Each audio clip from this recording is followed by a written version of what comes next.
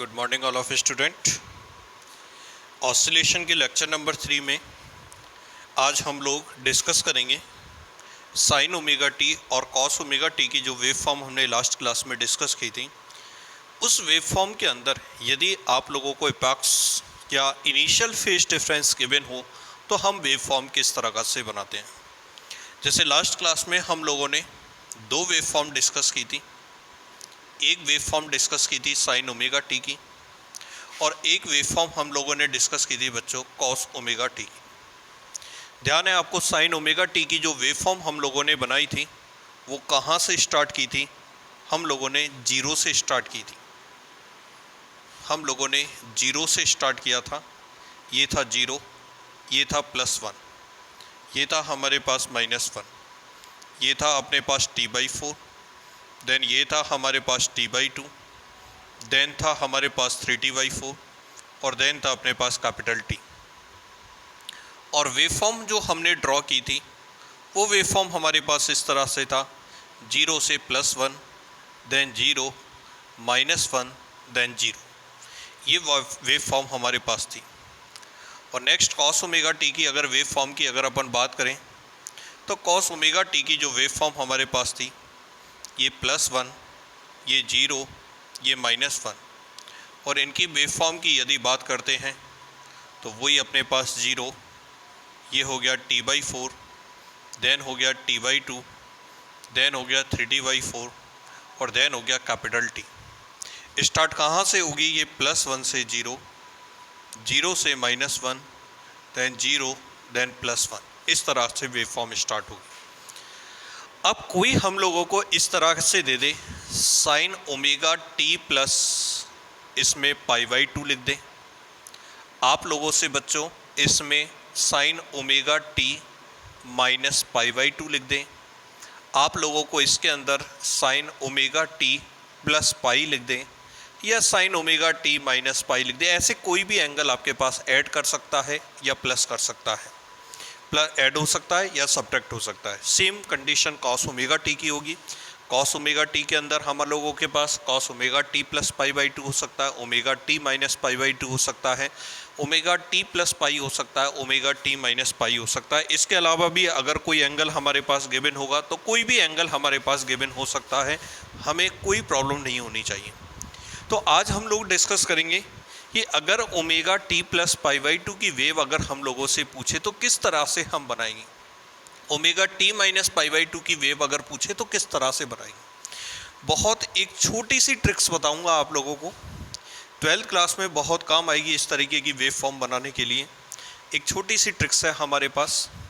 हम लोगों ने कहा था, अगर ध्यान हो तो कल ये 0 है, अगर टाइम टी एक्सिस दे रखा है जब तो टी के रूप में, और अगर ओमेगा टी की फॉर्मेट दे रखी होगी तो ये एंगल 0 होगा, ये π/2 रेडियन होगा, ये पाई रेडियन होगा, ये 3 π/2 रेडियन होगा और ये बच्चों हमारे पास कितना होगा? 2π होगा।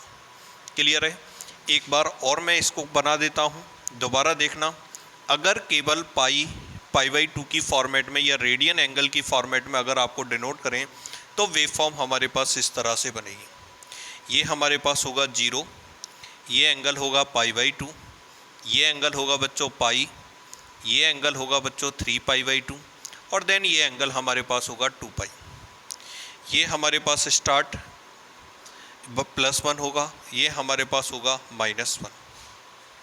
अब मेरी बात सुनना, ये वेव इस तरह से स्टार्ट हुई है, 0 से +1, 0, -1, देन 0, फिर आगे बोलो क्या होगा? +1, देन 0, फिर -1, देन 0। इस तरीके से कॉन्टिन्यूस चल रही है। तो ये वेव फॉर्म आ तो इधर से ही रही होगी ना, वेव फॉर्म आ तो इसी तरीके से रही होगी। ये वेव फॉर्म इस तरह से स्टार्ट हो रही होगी भाई। वेव फॉर्म इस तरह से चलेगी तभी तो यहाँ पे 0 अपन ने इसको क्या माना है? ओरिजिन पॉइंट माना है, 0 पॉइंट ओरिजिन पॉइंट। तो इससे पहले की कंडीशन तो ये होगी ना, -1, देन 0, देन +1, देन फिर 0, देन फिर क्या? -1। इस तरीके से वेव फॉर्म आ रही होगी। तो बच्चों अगर मैं इसकी बात करता हूँ तो आप ऐसे लिख सकते हो, ये 0 है तो ये -π/2 होगा, ये हमारे पास -π होगा, ये माइनस के 3π/2 होगा और ये बच्चों माइनस के कितना होगा? 2π होगा। ओके बच्चों, क्लियर है? अगर कोई कहता है सर इसके अंदर बात करें तो कोई दिक्कत नहीं, बोलो ये π/2 होगा, ये पाई होगा, ये 3π/2 होगा, देन 2π होगा। ओके बच्चों, यहाँ से यदि ये वेव फॉर्म आ रही होगी तो इस तरह से आ रही होगी, यदि इस तरह से आएगी तो ये हो गया बोलो 0, ये हो गया -π/2, देन ये हो गया हमारे पास -π, देन इस तरह से आगे बढ़ाते जाइए। अब दो कंडीशन हमारे पास गिवन होंगी, या तो दे रखा होगा प्लस या फिर दे रखा होगा माइनस, या तो दे रखा होगा प्लस या फिर क्या दे रखा होगा माइनस। अगर प्लस दे रखा है तो आप वाई एक्सिस को उतना ही आगे बढ़ा दो, नहीं आई बात समझ में? अगर प्लस π/2 दे रखा है तो आप एक्सिस को उतना ही आगे बढ़ा दो, इसका मतलब इस वाई एक्सिस को यहाँ बना दो π/2 पे, इसको आगे बढ़ा दो π/2 पे। कोई कहे सर ओमेगा टी माइनस π/2 दे रखा, कोई दिक्कत नहीं है, वाई एक्सिस को उतना ही पीछे खिसका दो। प्लस दे रखा है तो आगे, माइनस दे रखा है तो पीछे खिसका दो। किसी ने कहा सर कॉस की बात करें, तो मैंने कहा कॉस ओमेगा टी में यदि प्लस π/2 दे रखा है तो आगे खिसका दो प्लस π/2, और माइनस π/2 दे रखा है तो पीछे खिसका दो। दोनों में सेम कंसेप्ट, प्लस आगे माइनस पीछे, प्लस आगे माइनस पीछे, जितना प्लस उतना आगे। कोई कहता सर अगर मान के चलो प्लस पाई दे रखा होता, प्लस पाई दे रखा होता तो इस एक्सिस को प्लस पाई पे बना देते, अगर माइनस पाई दे रखा होता तो माइनस पाई पर ले जाते। और क्या करना है, ले जाने के बाद हम लोगों को दोबारा से ओरिजिन पॉइंट मानना है जहां पर वाई एक्सिस को हमने बना दिया। अब सुनो किस तरह से, किसी ने कहा सर हमें ओमेगा टी प्लस π/2 की वेव बनानी है, ओमेगा टी प्लस, ये तो है साइन ओमेगा टी की, अब बनानी है ओमेगा टी प्लस π/2 की। तो ओमेगा टी प्लस π/2 बनाने के लिए इस एक्सिस को π/2 आगे सरका देंगे, π/2 आगे सरका देंगे, इट मीन्स ये इस तरह से वाई एक्सिस बना देंगे। अब वाई एक्सिस जैसे ही ये बनाओगे पहली वाली एक्सिस मिटा दो, मिटाने के बाद इसका नामकरण दोबारा कर दो। नामकरण दोबारा, जैसे बच्चा घर पे रहता है तो उसका नाम चुन्नू मुन्नू कुछ भी कह सकते हैं, लेकिन जैसे ही स्कूल में जाएगा तब उसका नाम ओरिजिनल लिखा जाएगा, तो अब ओरिजिनल फॉर्मेट इसकी लिख दो। ये तो हमारे पास अब होगा ओरिजिन पॉइंट 0, ये होगा बोलो कितना π/2, ये कितना होगा पाई, ये कितना होगा 3π/2, आगे वेव फॉर्म चलेगी तो कितना हो जाएगा 2π। ये लो। अब कोई कहेगा सर ये तो मुझे कुछ कॉस जैसी वेव लग रही है, लगने दो, हमें तो ओमेगा टी प्लस π/2, भाई π/2 प्लस थीटा कॉस ही तो होता है, π/2 प्लस थीटा कॉस होता है, तो वही वेव फॉर्म हमारे पास है। लेकिन मान के चलो इसमें तो समझ में आ गया, चलो π/2 प्लस थीटा कर दोगे, जैसे π/6 आ गया या π/3 आ गया तो फिर चक्कर पड़ जाएंगे। उस कंडीशन में हमें यही ही कंसेप्ट काम में लेना है, यदि प्लस होता है तो उतना ही आगे बढ़ा दो, माइनस होता है उतना ही पीछे खिसका दो। चलो एक वेव फॉर्म और देखते हैं और अच्छे से क्लियर हो जाएगा। देखते हैं बच्चों, अगर कोई कहता है सर हमें sign omega T minus pi की बनानी है, तो सबसे पहले तो हमें साइन ओमेगा टी की वेव बनानी है। कोई चक्कर में नहीं फंसना, जैसे साइन की हमारे पास वेव है उसी तरीके से बनाएंगे। ये टी हो गया, ठीक है, या ओमेगा टी मानोगे तो ये कितना हो गया 0, ये कितना हो गया π/2, ये हो गया पाई, ये हो गया 3π/2, और देन हमारे पास हो गया बच्चों कितना 2π। किसकी बनी, साइन ओमेगा टी की। क्या बनाना है, माइनस पाई बनाना है, पीछे खिसकाना पड़ेगा, पीछे खिसकाना पड़ेगा तो इस तरह से वेव चलेगी। तो ये 0 है तो ये कितना हो गया -π/2, ये कितना हो गया बच्चों -π हो गया। अब ओमेगा टी माइनस पाई, इस एक्सिस को उतना ही पीछे खिसका दो, मतलब -π पे बना दो। ये लो -π पे बना दिए। -π पे बनाने के बाद इनके नाम जो पहले थे उनको मिटा दो, पहले वाली वाई एक्सिस को भी मिटा दो, और उसके बाद दोबारा से नाम लिख दो। नाम लिखोगे तो बोलो कितना हो गया 0, ये कितना हो गया π/2, ये कितना हो गया पाई, ये कितना हो गया 3π/2, और ये कितना हो गया बच्चों 2π हो गया। इट मीन्स अब वेव हमारे पास ओमेगा टी माइनस पाई में वेव कैसे चलेगी, 0 से -1, -1 से बोलो कितना 0, 0 से +1 देन 0, फिर हमारे पास क्या चलेगी -1, मतलब 0 से -1 की तरफ चलेगी। क्लियर है बच्चों, कोई प्रॉब्लम? इसी तरीके से किसी ने कहा सर कॉस के अंदर बताना, कॉस के लिए क्या होता है। मैंने कहा मान के चलते हैं हम लोग cos omega T plus pi के लिए वेव बनाते हैं। ओमेगा टी प्लस पाई के लिए वेव बनाएंगे तो बच्चों ये वाली जो वेव थी वो तो हमारे पास थी कॉस की। किसकी वेव थी? कॉस ओमेगा टी की वेव थी। अब क्या करना है? प्लस पाई करना है। इस एक्सिस को प्लस आगे या पीछे? आंसर आगे, आगे बढ़ाओगे। ये लो आगे बढ़ा दो, ये आगे बढ़ा दी। इधर के सारे मिटा दो, ये सारे मैंने मिटा दी। मिटाने के बाद इनके नाम दोबारा लिख दो। नाम दोबारा लिखोगे तो बोलो ये नाम कितना हो गया? 0 हो गया। बोलो ये क्या हो गया? 0। ये बोलो कितना हो गया? π/2। देन फिर कितना हो गया बच्चों? पाई हो गया। आगे चलोगे तो बोलो कितना हो गया? 3π/2 हो गया। इट मीन्स अब वेव हमारे पास कहाँ से स्टार्ट होगी बच्चों? -1 से स्टार्ट होगी। -1 से 0 चलोगे, 0 से +1 चलोगे, देन 0 चलोगे, फिर -1 चलोगे। इस तरीके से cos omega T plus pi हम निकाल सकते हैं। आई बात समझ में? मेरे हिसाब से अब आप कोई सी भी वेव बना सकते हो, चाहे ओमेगा टी प्लस पाई दे रखी है, चाहे माइनस पाई दे रखी है। आपको तो ध्यान रखना है प्लस दे रखा है वाई एक्सिस को आगे, माइनस दे रखा है वाई एक्सिस को पीछे, और उसके नाम दोबारा से स्टार्ट कर दो। मतलब उसको ओरिजिन पॉइंट 0 मानकर दोबारा से 0 t/4 के रूप में लिखना है तो t के रूप में लिख दो, और पाई की फॉर्मेट में लिखना है तो 0 π/2 पाई, 3π/2 और देन 2 पाई, इस फॉर्मेट में आप लिख सकते हो।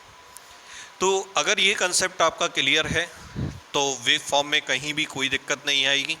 आप कोई सी भी वेव फॉर्म आप बना सकते हैं, चाहे साइन की हो, चाहे आपके पास कॉस की। और इनिशियल फेज एंगल जो मैंने कहा था, तो इनिशियल फेज एंगल यही तो था, कॉस ओमेगा टी प्लस हमारे पास फाई जो था, जैसे π/2 लिख दिया, π/4 लिख दिया, तो ये जो फाई होता है ये पॉक्स या इनिशियल फेज डिफरेंस होता है। तो इनिशियल फेज डिफरेंस हमारे पास गिवन था, जिसके लिए भी हम वेव फॉर्म बना चुके हैं। ओके बच्चों, ठीक। इसी वेव फॉर्म के अंदर एक छोटा सा टॉपिक और डिस्कस करते हैं। देखो अभी हम लोग बात कर रहे थे कि वेव फॉर्म हमारे पास xt = ये हमारे पास दे रखी थी साइन ओमेगा टी। xt = हमारे पास क्या गिवन था बच्चों? साइन ओमेगा टी गिवन था। अब साइन ओमेगा टी हमारे पास गिवन था तो हम क्या कर रहे थे? टी के रेस्पेक्ट में इस साइन ओमेगा टी की वैल्यू फाइंड आउट कर रहे थे। अब बताना बच्चों, ये साइन ओमेगा टी वास्तविक स्थिति में किससे मल्टीप्लाई हो रहा था? 1 से। इसलिए इसकी मैक्सिमम वैल्यू कितनी आ रही थी? 1 आ रही थी। कैसे? अगर t = 0 ले लिया, t/4 ले लिया, t/2 ले लिया, 3t/4 ले लिया, देन हम लोगों ने कैपिटल T ले लिया, तो इन पर मैंने साइन ओमेगा टी की वैल्यू निकाली थी। और ध्यान हो तो साइन ओमेगा टी की वैल्यू ये आई थी 0, देन आई थी +1, देन 0, देन -1, और देन वैल्यू क्या आई थी? 0 आई थी। अब बच्चों यदि मैं इसको 5 से मल्टीप्लाई कर देता हूँ तो बताओ इसका आंसर कितना हो जाएगा? 0। इसका आंसर हो जाएगा +5, इसका आंसर हो जाएगा 0, इसका आंसर हो जाएगा -5, देन इसका आंसर हो जाएगा 0। कुल मिला के आप ये कह सकते हो कि जैसे ये 5 साइन ओमेगा टी लिखोगे तो ये 0 हो जाएगा, ये +5 हो जाएगा, ये 0 हो जाएगा, -5 हो जाएगा, 0 हो जाएगा। तो मैक्सिमम वैल्यू कितनी आई? +5 आई। और मैक्सिमम वैल्यू +5 आ रही है तो मैक्सिमम डिस्प्लेसमेंट जो होता है, इस मैक्सिमम डिस्प्लेसमेंट को हम एक नाम से जानते हैं, कल डिस्कस किया था, एम्पलीट्यूड। क्या डिस्कस किया था? एम्पलीट्यूड। इट मीन्स अब कोई आपसे ये कह दे कि सर एक फंक्शन दे रखा 10 साइन ओमेगा टी, और आपसे किसी ने कह दिया बताओ इसका एम्पलीट्यूड कितना है? 10। अगर मैं ऐसे लिख देता हूँ 20 साइन ओमेगा टी और यूनिट लगा देता हूँ पीछे मीटर, आपसे किसी ने कहा इसका एम्पलीट्यूड कितना है? आंसर लिखोगे 20 मीटर। आपको किसी ने इस तरीके से लिख दिया xt = मान के चलो 100 साइन, और आपके पास ऐसे लिख दिया 100 पाई टी, और हम लोगों के पीछे यूनिट, इसके पीछे यूनिट लगा दी मीटर। किसी ने कहा डिटरमाइन, इसको क्वेश्चन बना सकते हैं अपन, डिटरमाइन। क्या क्या डिटरमाइन करना है? आपसे पूछ लिया फर्स्ट एम्पलीट्यूड फाइंड आउट करो कि इसका एम्पलीट्यूड कितना होगा। आप लोगों से ये पूछ लिया एम्पलीट्यूड के बाद इसकी फ्रिक्वेंसी कितनी होगी, तो फ्रिक्वेंसी हम इसको डिस्कस करेंगे। किसी ने कहा इसकी एंगुलर फ्रिक्वेंसी फाइंड आउट करो तो एंगुलर फ्रिक्वेंसी भी अपन फाइंड आउट कर सकते हैं, एंगुलर फ्रिक्वेंसी भी हम फाइंड आउट कर सकते हैं। तो बोलो बच्चों एम्पलीट्यूड कितना हुआ, आप आंसर लिखोगे sir amplitude A is equal to होगा 100 मीटर। फ्रिक्वेंसी लिखोगे तो फ्रिक्वेंसी कैसे लिखोगे, ये क्या चीज़ है, omega, angular frequency omega is equal to 100 pi, और यूनिट लगाओगे radian per second. Then frequency निकालोगे, we know that omega is equal to होता है 2 पाई एन, ओमेगा की वैल्यू लिखोगे 100 pi is equal to 2 pi N, pi से pi cancel out हो गया, एन इज इक्वल टू 2 से डिवाइड करोगे, आंसर हो जाएगा 50 हर्ट्स। ये लो, ये फ्रिक्वेंसी निकल गई। किसी ने कहा टाइम पीरियड निकालो, कैपिटल टी टाइम पीरियड निकालना है तो टाइम पीरियड भी अपन फाइंड आउट कर सकते हैं। Time period capital T is equal to 1/n होता है, 50 से डिवाइड करोगे 1/50 डिवाइड करोगे तो ये हमारे पास आंसर आएगा 0.02 सेकेंड, ये हमारे पास इसका टाइम इंटरवल आएगा। तो टाइम पीरियड निकाल सकते हैं, एम्पलीट्यूड निकाल सकते हैं, फ्रिक्वेंसी, एंगुलर फ्रिक्वेंसी, ठीक है ना। इंपॉर्टेंट चीज़ क्या हुई, साइन ओमेगा टी के फंक्शन को जितने से मल्टीप्लाई करते हैं वो ही वैल्यू हमारे पास इसकी मैक्सिमम वैल्यू होगी, या इस फंक्शन की, या ऐसे कह सकते हैं मैक्सिमम वैल्यू या एम्पलीट्यूड होगा। क्लियर है बच्चों, कोई दिक्कत?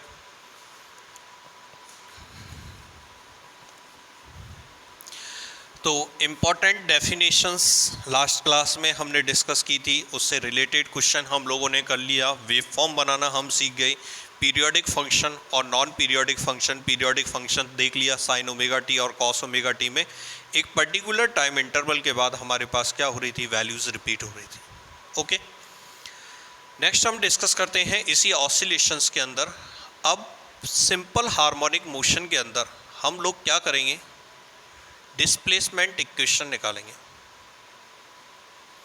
डिस्प्लेसमेंट इक्वेशन, इसके बाद हम लोग डिस्कस करेंगे velocity equation, velocity equation, after then discuss करेंगे acceleration equation, acceleration equation in SHM.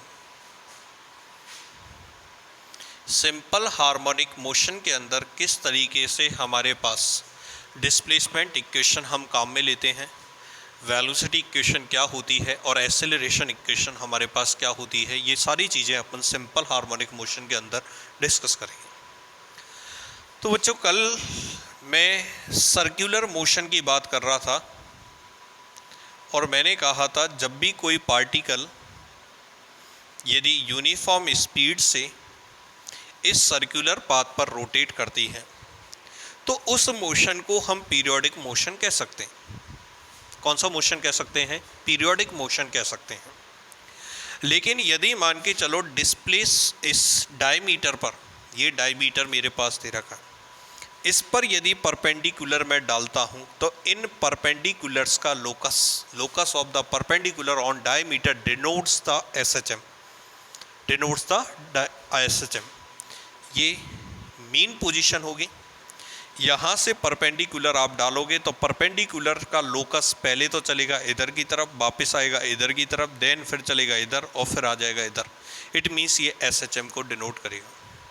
तो इस एसएचएम की इक्वेशन इस एक्स एक्सिस पर क्या होगी, तो देखना बच्चों, यहाँ से हमारे पास पार्टिकल चला तो हमने इसका परपेंडिकुलर डाला, ये ओरिजिन पॉइंट पर परपेंडिकुलर आया या मीन पोजीशन पर आया, t is equal to 0। Particle uniform angular velocity omega से रोटेट कर रहा है आफ्टर स्मॉल टी टाइम, बहुत शॉर्ट टाइम है small T, small T time के अंदर ये एंगल बनाएगा ओमेगा टी। कितना एंगल बनाएगा बच्चों, ओमेगा टी, और पार्टिकल पहुंच चुका होगा पॉइंट पी पर। पार्टिकल किस पे पहुंच चुका होगा, पॉइंट पी पर। और हम लोग मान के चलते हैं जो सर्कुलर पाथ मैंने ली है, इस सर्कुलर पाथ की रेडियस हम लोग मान के चल रहे हैं कैपिटल ए। सर्कुलर पाथ की रेडियस कितनी मान के चल रहे हैं बच्चों, कैपिटल ए मानकर चल रहे हैं। तो एक चीज़ बताना, यहाँ पर पार्टिकल पहुँच चुका है, यदि मैं यहाँ से परपेंडिकुलर डालता हूँ, यहाँ से मैंने परपेंडिकुलर डाला तो मुझे तो ये वाला डिस्प्लेसमेंट चाहिए कि ये वाला डिस्प्लेसमेंट कितना हुआ, एक्स एक्सिस पर ये वाला डिस्प्लेसमेंट कितना हुआ। किसी ने कहा सर यहाँ से लेके और पार्टिकल यहाँ पर आ गया तब तो इसका एक्स एक्सिस पे डिस्प्लेसमेंट कैपिटल ए रेडियस के बराबर हो जाए, लेकिन ये वाले डिस्प्लेसमेंट तो कम होंगे, कैपिटल ए से कम होगा ये वाला डिस्प्लेसमेंट। तो मैंने कहा एक काम करते हैं, कैपिटल ए के कंपोनेंट कर लेते हैं। अगर कैपिटल ए के कंपोनेंट करूँगा तो ये वाला कंपोनेंट तो आएगा ए कॉस ओमेगा टी, और ये वाला कंपोनेंट कितना आएगा, A sine omega T. It means ये कंपोनेंट मेरे पास ए साइन ओमेगा टी आ जाएगा। इट मीन्स हमारे पास एक्स एक्सिस पे जो भी डिस्प्लेसमेंट चलेगा उस डिस्प्लेसमेंट की equation X is equal to, बोलो कितनी आई हमारे पास, X is equal to A sine omega T. कोई दिक्कत हो तो बोलो। दोबारा देखो, पार्टिकल इस तरीके से क्लॉकवाइज डायरेक्शन में रोटेट कर रहा है। किसी टाइम टी पर पार्टिकल पॉइंट पी पर होता है। अगर पॉइंट पी पर होता है तो मैं यहाँ से परपेंडिकुलर डालता हूँ। ये मेरे पास एक्स एक्सिस का डिस्प्लेसमेंट हुआ। एक्स एक्सिस का डिस्प्लेसमेंट कैसे निकाला, मैंने यहाँ ए के कंपोनेंट किए, ये वाला कंपोनेंट निकला ए कॉस ओमेगा टी और ये कंपोनेंट निकला ए साइन ओमेगा टी, तो X is equal to A sine omega T निकला। और हम देखेंगे यहाँ से यदि मैं परपेंडिकुलर डालता हूँ तो परपेंडिकुलर किधर से किधर की तरफ चल रहा है, आपका आंसर होगा सर जीरो से ये चल रहा है प्लस ए की तरफ। मीन पोजीशन से एम्पलीट्यूड ए की तरफ चलता है, तो उस कंडीशन में हमारे पास displacement equation X is equal to A sine omega T होती है। X is equal to A sine omega T कब होगी बच्चों, सुनना, कब होगी x is equal to A sine omega T, when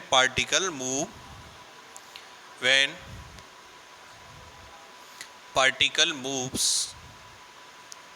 from mean position to plus ए,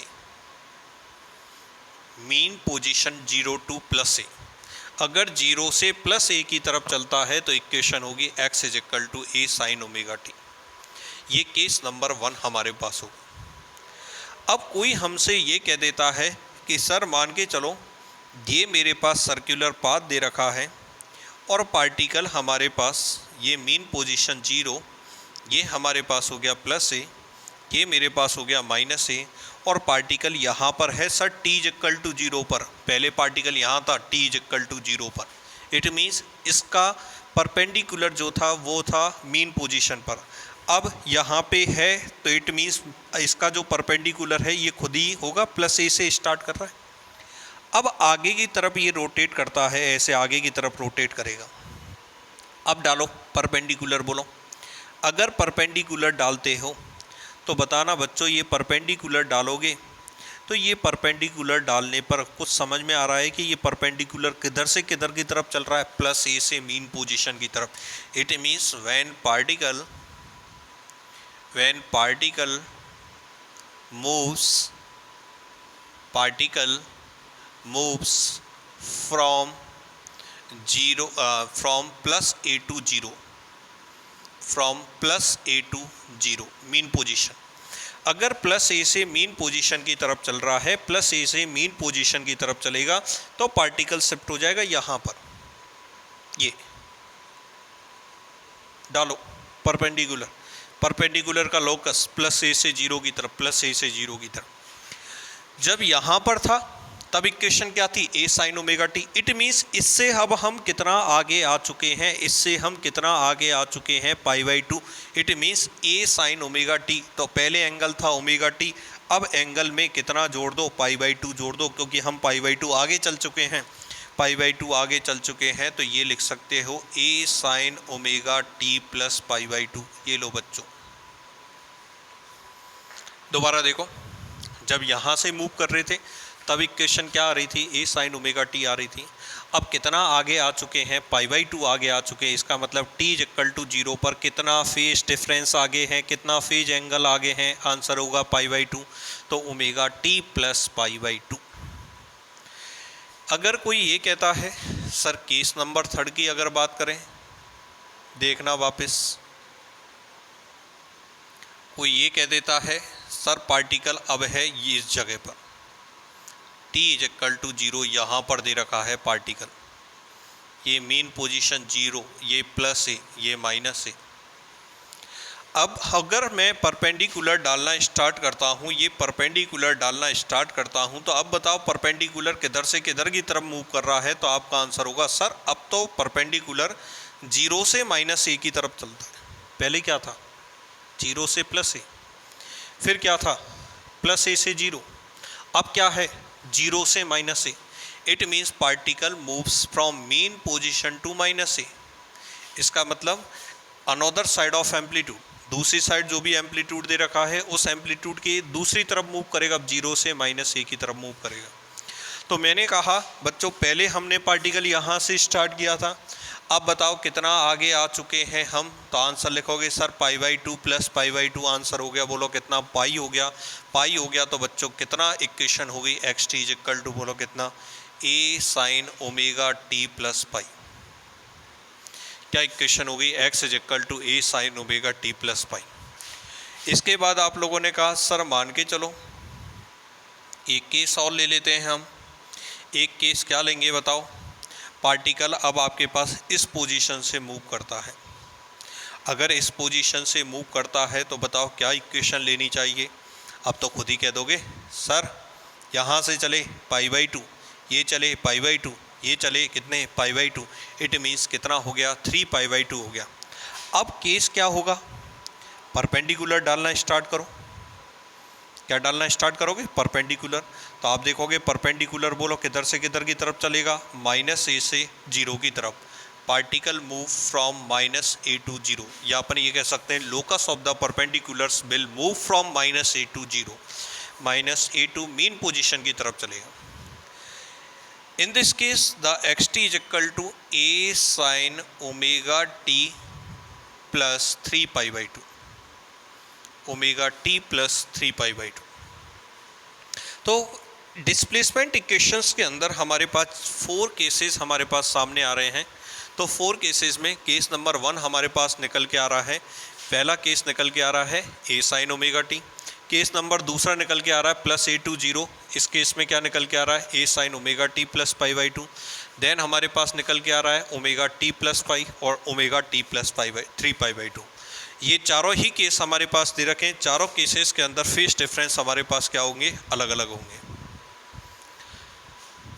तो इनको इक्वेशंस को यूज कैसे करना? अगर 0 से +a चलेगा तो sin ω/t। अब देखना बेटा, क्या π/2 + थीटा को हम cos थीटा लिख सकते हैं? cos थीटा लिखोगे तो बच्चों इसको लिखा जा सकता है a cos ω/t। क्या लिखा जा सकता है? a cos ω/t। अगर इस वाले केस की बात करें पाई + ω/t, पाई + थीटा होता है, पाई + थीटा हमारे पास होता है -sin थीटा। इस इक्वेशन को ऐसे लिखा जा सकता है -a sin ω/t। और नेक्स्ट अगर इसको सॉल्व करोगे तो इसको लिखा जा सकता है -a cos ω/t बच्चों। तो एक इक्वेशन हुई a sin ω/t, एक इक्वेशन हुई a cos ω/t, एक इक्वेशन हुई -a sin ω/t और एक हुई -a cos ω/t। ठीक है, ध्यान से सुनना है। 0 से +a चलेगा, 0 से +a चलेगा तो sin ω/t, +a से 0 की तरफ आएगा, +a से 0 की तरफ आएगा तो a cos ω/t। उल्टा इक्वेशन जैसे ही यूज करोगे पूरा आंसर गलत हो जाएगा, ध्यान रखना। 0 से +a, a sin ω/t, +a से 0, a cos ω/t। 0 से -a चलोगे, 0 से -a चलोगे तो यहाँ पे माइनस का सिंबल आ जाएगा और -a से 0 की तरफ आओगे तो ये -a cos ω/t हो जाए। अब मैं इसको प्रूव करके बता देता हूँ। हम लोगों को क्या करना है? टाइम निकालना है।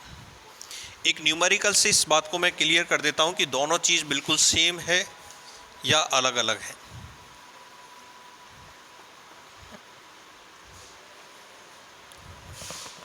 देखना बच्चों,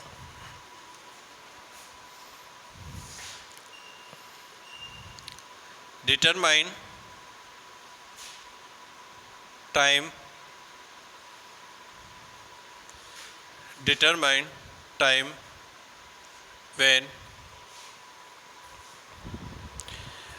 determine time when particle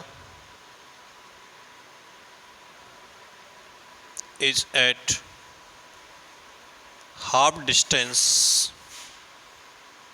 of amplitude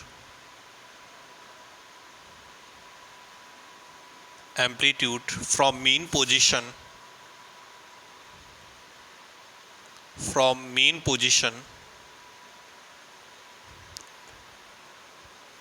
while portion A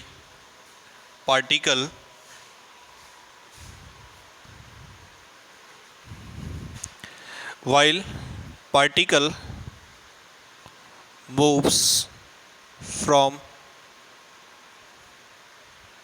mean position to amplitude, and case number second, particle moves from amplitude to mean position.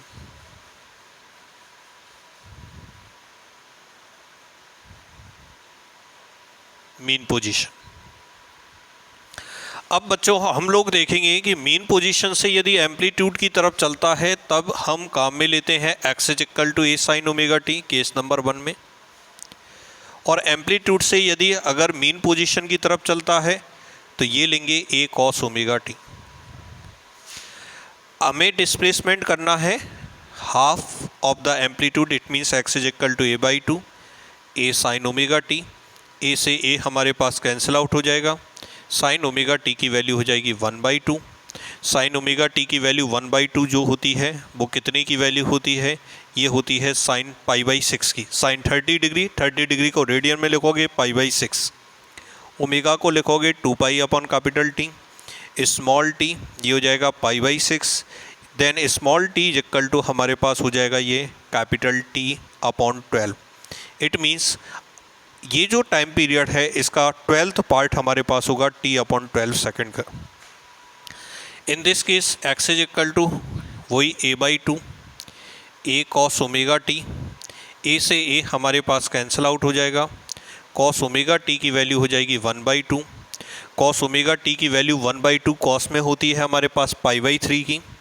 Omega T is equal to ये हो जाएगा π/3, ओमेगा की value हो जाएगी 2π upon capital T small T, then हो जाएगा π/3, पाई से pi cancel out हो जाएगा, small T equal to capital T upon 6।